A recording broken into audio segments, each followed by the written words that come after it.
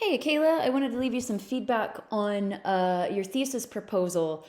I think I see a solution presented in this draft that you could potentially turn into a thesis statement. So, if I had to take a guess here, um, this I think is meant to be your solution to the issue. Parents should put a timer on their kids' smartphones, and I think that this is this is the problem that you're attempting to identify. I think parents don't know the effect smartphones have on their children and them using smartphones at an early age.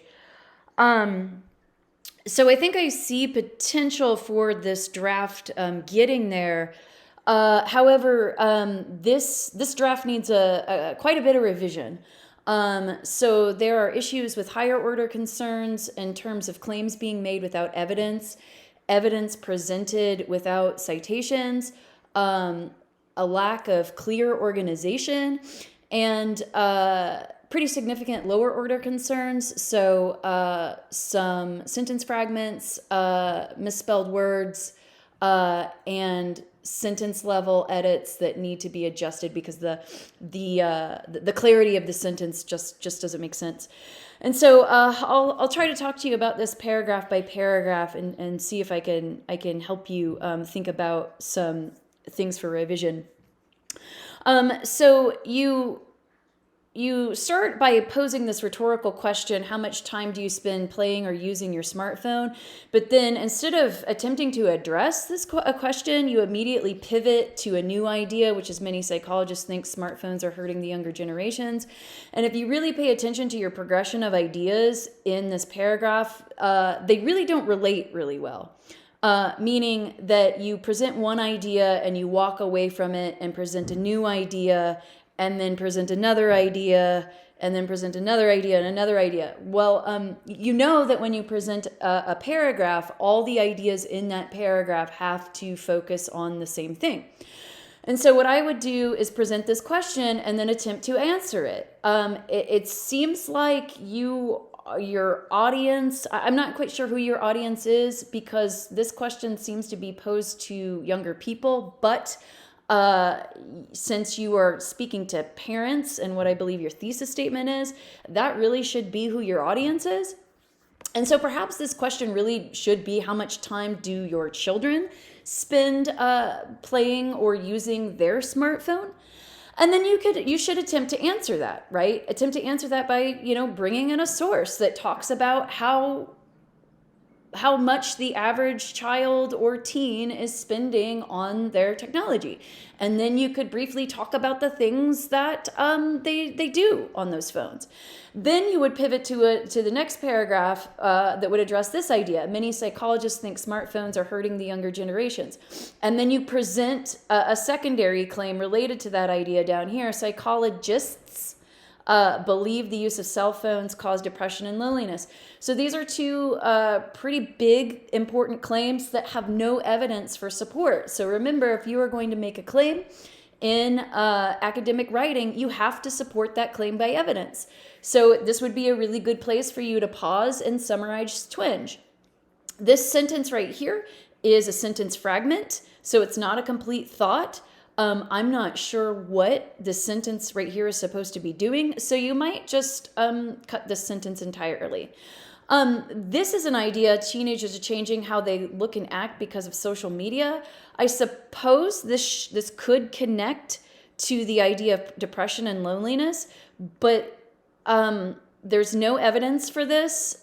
And there's no connection between these two ideas. So to me, at first glance, this actually is connected to the idea all the way down here, where you start talking about how social media impact young people. And so perhaps it's a good idea to not really get into this idea until later. What you really need to do is use your sources that can defend this idea. And then you present a new idea that phones have good and bad things, which seems to be a completely different topic from the sentences here.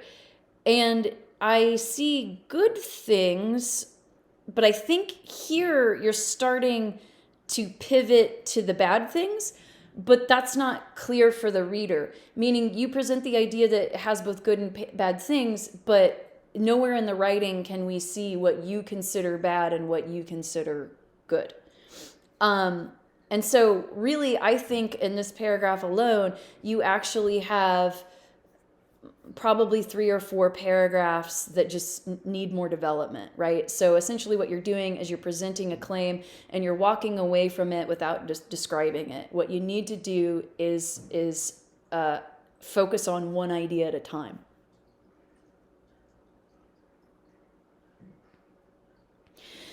I talked about grammatical issues as well. This is a sentence fragment right here, so make sure you edit for it.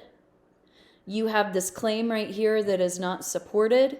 The recommended hour of kids using smartphones or electronics is 2 hours per day. Who recommends this? And then you follow that with your personal example. But again, it's unclear on why you're bringing this information up. I think it could be useful, right? But you're not helping the reader understand how they're supposed to take this information. And then you present this question here that seems unrelated to everything else that you've talked about so far.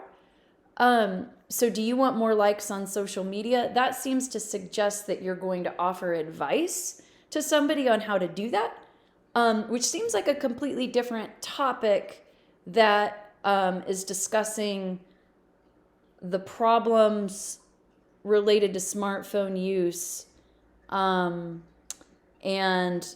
the amount of time spent. So I'm not quite sure what you're doing here. You've got some editing to do in here, right? Girls think they need to be skin. I think you mean thin.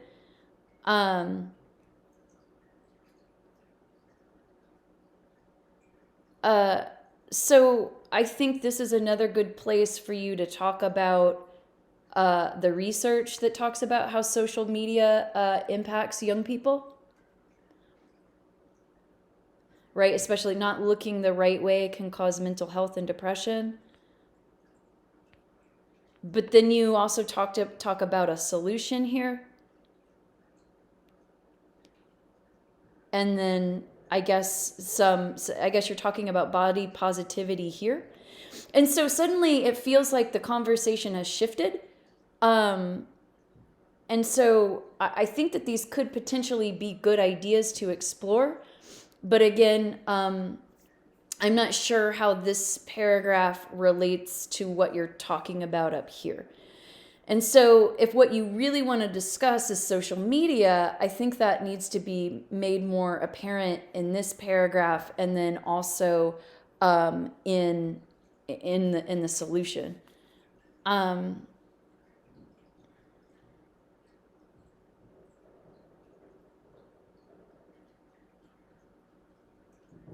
You've got data here that is not cited, so you need to make sure that you do that.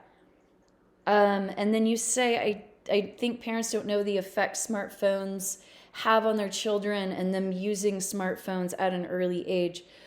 I think a better way to present the issue, the problem, is to draft a sentence that specifically addresses the exact problem or problems that you're going to address in the paper.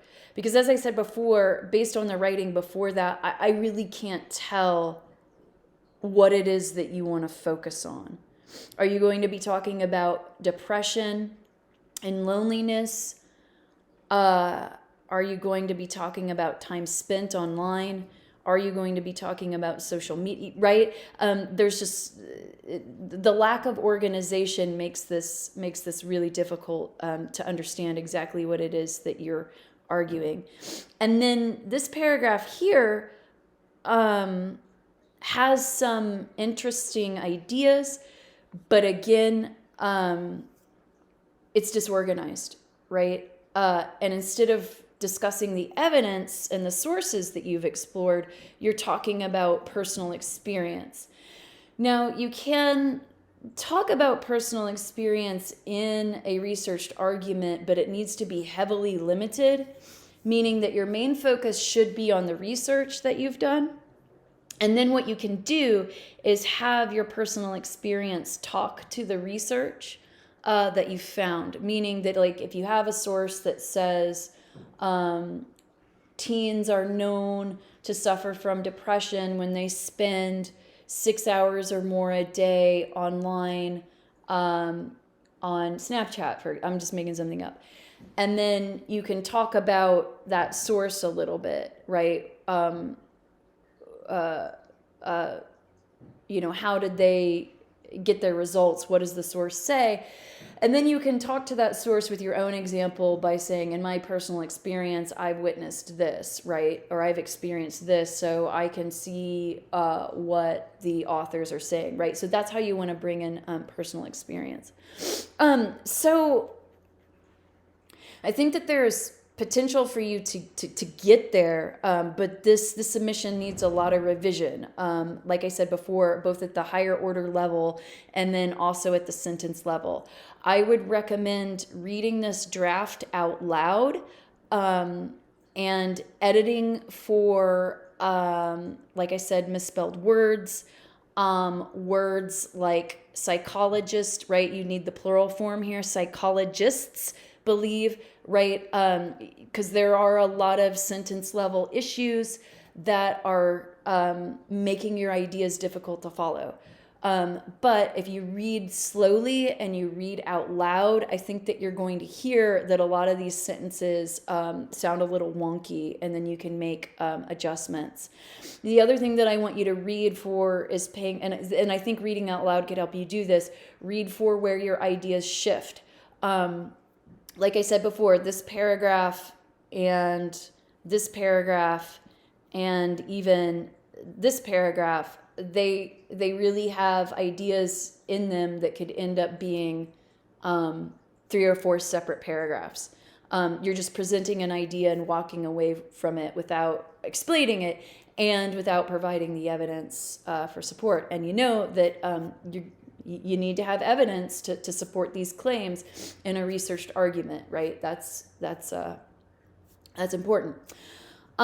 So that's what I would focus on for a revision. Like I said before, I think that you could get there, but there's a lot of editing to be done here. All right, thanks.